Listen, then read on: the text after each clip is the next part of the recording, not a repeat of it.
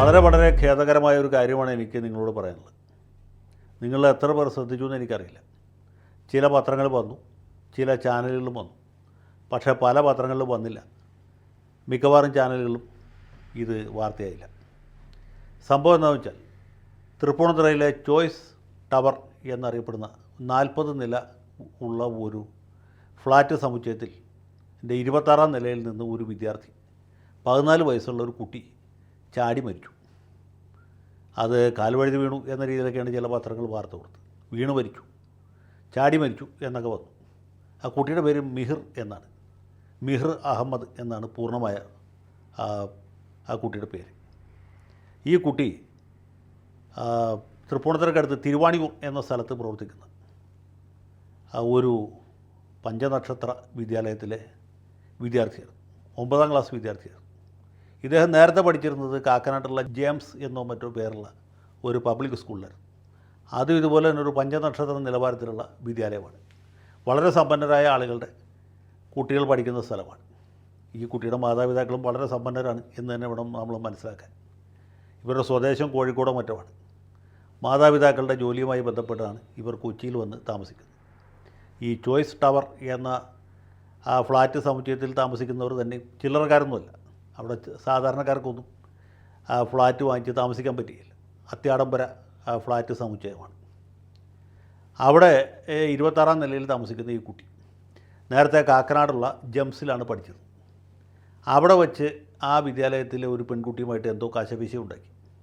അതേ തുടർന്ന് സ്കൂളിലെ അധികാരികൾ ഇദ്ദേഹത്തെ ഒരാഴ്ചയ്ക്ക് സസ്പെൻഡ് ചെയ്തു. ഈ സസ്പെൻഷൻ കാലയളവിലാണെന്ന് തോന്നുന്നു, അതോ അതിന് ശേഷമോ, കുട്ടിക്ക് പരീക്ഷ എഴുതേണ്ട വന്നപ്പോൾ ആ കുട്ടിയെ മാത്രം മറ്റൊരു മുറിയിൽ മാറ്റിയിരുത്തിയാണ് പരീക്ഷ എഴുതിച്ചത്. ഇതൊക്കെ ഈ കുട്ടിയെ മാനസികമായിട്ട് വല്ലാതെ തളർത്തി. സസ്പെൻഷൻ തീർന്നതിന് ശേഷവും ഈ കുട്ടിയെ സ്കൂളിൻ്റെ ബാസ്ക്കറ്റ് ബോൾ ടീമിൽ നിന്ന് ഒഴിവാക്കി. അവിടുത്തെ വൈസ് പ്രിൻസിപ്പൽ ഈ കുട്ടിയോട് വളരെ പരുഷമായി, മനുഷ്യത്വരഹിതമായി പെരുമാറിയെന്നാണ് കുട്ടിയുടെ അമ്മ ആരോപിക്കുന്നത്. ഇതുമായി ബന്ധപ്പെട്ട് അവർ സാമൂഹ്യ മാധ്യമത്തിൽ വലിയൊരു പോസ്റ്റ് നേരത്തെ ഇട്ടു. അവർ പറയുന്നത് ഈ സ്കൂളിലെ വൈസ് പ്രിൻസിപ്പളുടെ പീഡന നിമിത്തം, അദ്ദേഹം ഏൽപ്പിച്ച വൈകാരികമായ ക്ഷതം നിമിത്തമാണ് ഈ കുട്ടി ആത്മഹത്യ ചെയ്തത് എന്നാണ്. അങ്ങനെ ഒരു ആരോപണം നിലവിൽ നിൽക്കുന്ന സമയത്താണ് അവർ മറ്റൊരു വാദവുമായിട്ട്, മറ്റൊരു പരാതിയുമായി രംഗത്ത് വന്നത്. അതായത് ഈ ജംസിൽ നിന്ന് ഗ്ലോബൽ പബ്ലിക് സ്കൂളിലേക്ക് മാറ്റിയതിന് ശേഷം 3 മാസമായി. 3 മാസത്തിന് ശേഷമാണ് ജനുവരി 15-ാം തീയതി ഈ കുട്ടി ആത്മഹത്യ ചെയ്തത്. അവർ ഇപ്പോൾ പറയുന്നത് ശരിയായിരിക്കാൻ സാധ്യതയുണ്ട്. കാരണം അവർ ചില വാട്സപ്പ് ചാറ്റുകളുടെ സ്ക്രീൻഷോട്ടുകളൊക്കെ ഈ കൂട്ടത്തിൽ പ്രസിദ്ധീകരിച്ചു. അവർ പറയുന്നതനുസരിച്ചാണെങ്കിൽ ഈ കുട്ടിയെ പുതിയതായി ചെന്ന് ചേർന്ന വിദ്യാലയത്തിലെ അവിടെ നിലവിലുള്ള വിദ്യാർത്ഥികൾ ഭയങ്കരമായിട്ട് ശാരീരികമായിട്ടും മാനസികമായിട്ടും പീഡിപ്പിച്ചു എന്നുള്ളതാണ്.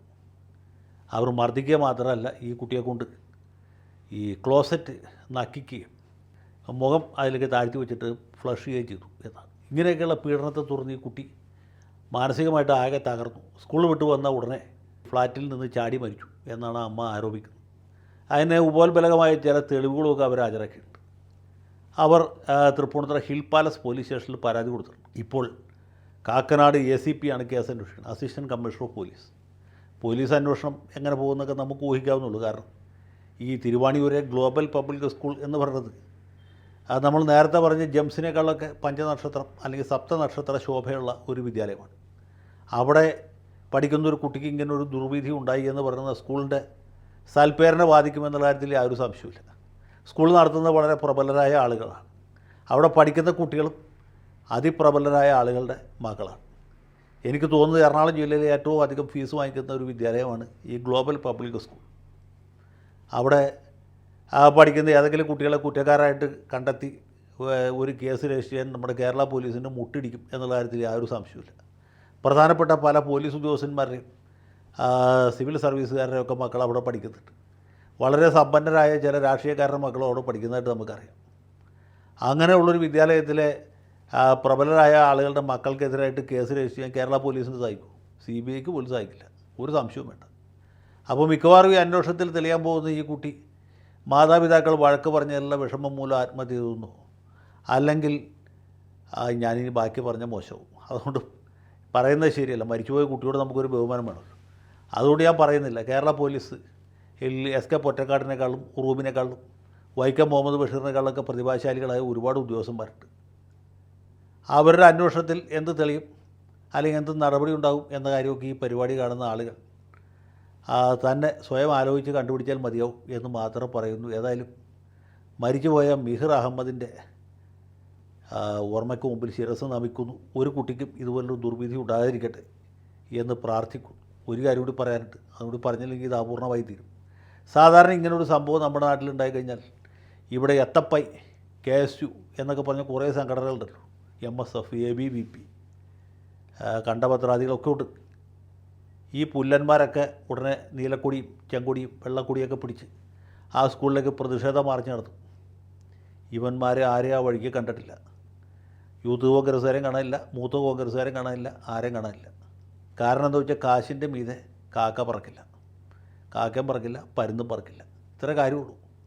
ഇത് വല്ല സർക്കാർ സ്കൂളിലോ മാനേജ്മെൻറ്റ് എയ്ഡഡ് സ്കൂളിലൊക്കെ ആയിരുന്നെങ്കിൽ കാണാമായിരുന്നു പൂരം. ആ സ്കൂളിൻ്റെ എല്ലാ ഓടും യുവമാർ എറിഞ്ഞ് പൊട്ടിച്ചാൽ അവിടുത്തെ ഏട് മാഷിനെ മറ്റ് മാഷന്മാരെയൊക്കെ കരാവ് ചെയ്താൽ ആ സ്കൂളിൻ്റെ മാനേജർക്ക് റോട്ടിൽ കൂടി നടക്കാൻ പറ്റില്ലായിരുന്നു. അല്ലെങ്കിൽ DO ഓഫീസ് വളഞ്ഞ് കത്തിച്ചേനെ. ഇതൊന്നും സംഭവിക്കാത്തത് എന്താ വെച്ചാൽ ഗ്ലോബൽ പബ്ലിക് സ്കൂളാണ്. അത് നടത്തുന്ന ആളുകൾ വളരെ പ്രബലരാണ്, സമ്പന്നരാണ്, സ്വാധീനശക്തിയുള്ളവരാണ്. അവിടെ പഠിക്കുന്ന കുട്ടികളും അവരുടെ മാതാപിതാക്കളും ഒക്കെ ഈ വിഭാഗത്തിൽപ്പെട്ടവരാണ്, വരേണ്യ വിഭാഗത്തിൽപ്പെട്ടവരാണ്. ഇതിനെപ്പറ്റി നിങ്ങൾ ഏതെങ്കിലും ഒരു സഖാവിനോടോ ഒരു കോൺഗ്രസ് നേതാവിനോട് ചോദിക്കൂ.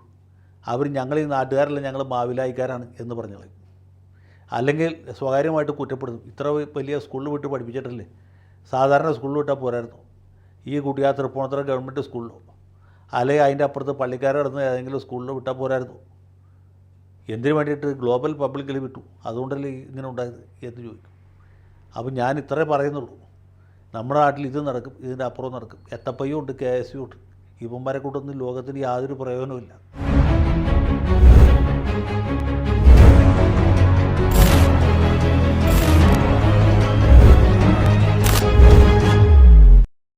കൂടുതൽ വാർത്തകളും വിശേഷങ്ങളും നിങ്ങളിലേക്ക് എത്താൻ ABC മലയാളം സബ്സ്ക്രൈബ് ചെയ്യുക, ബെൽ ബട്ടണും അമർത്തുക.